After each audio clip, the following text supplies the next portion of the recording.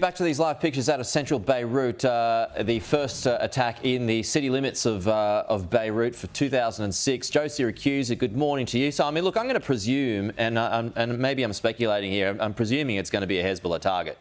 What do you think of this? Good morning, Pete. Yes, it is. Look, the Israelis are going in for the kill.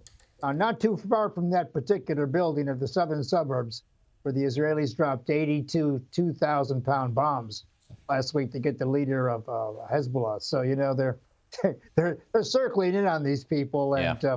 I think they want Hezbollah to realize they've been beaten on this. And of course, the Houthis have been visited this morning, and I tell you what, I think the Israelis have not only influenced events for the next 10, 15 years in the area, but they're also influencing American politics. I mean, Biden and not Kamala Harris are ducking for cover about these questions. President Trump doesn't quite know what to say about it.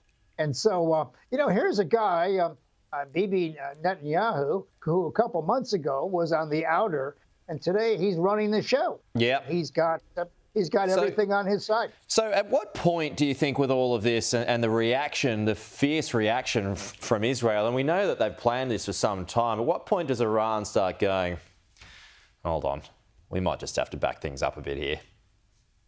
Well, I think Iran already knows it's been defeated. It's the Houthis, Hamas, and Hezbollah have they're all been being neutralized here. Yeah. Look, Pete, I think, and I was a young student at university in '79 when the Iranian Republic came in. I think Iran has been a bit of a house of cards.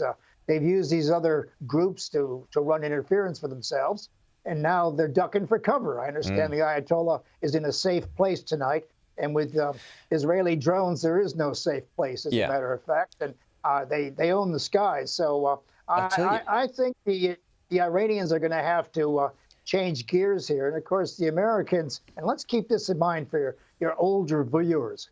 1983, this guy who ran Hezbollah, in a precursor to Hezbollah, was part of the group of people that blew up the Marine Corps headquarters in Beirut, killing 241 Marines. So I'm telling you, this is the long arm. Yeah. And I wonder if those people who are holding up the signs of him in Melbourne over the weekend knew that. But look, I've got to say, we'll have to close here, Joe, because I'm out of time. But I mean, this military response from Israel has been extraordinary, whichever way you look at it, and backing it up to the taking out of walkie-talkies and pagers, and then you've got the Hezbollah leader taken out. You've got these hits on Hezbollah, you've got the hits on Hamas, then you've got the Houthis. I mean, it's a heck of a response. Well, not only is it a hell of a response, Pete, it's about the future. You know, they've used AI here to show us what you can do to defeat your enemy. They've decapitated the head of these these groups. They've gone after their membership, the most militant people. You know, they must have killed 3,000 Hamas militants last week, as a matter of fact. So I'll tell you what, the Israelis, they're all out. The only problem is this, Pete. I think the Israelis have got themselves a forever war. So they're going to be on a war footing for many years. They probably already had one, though. They probably already surrounded by enemies. Always good to chat, Joe.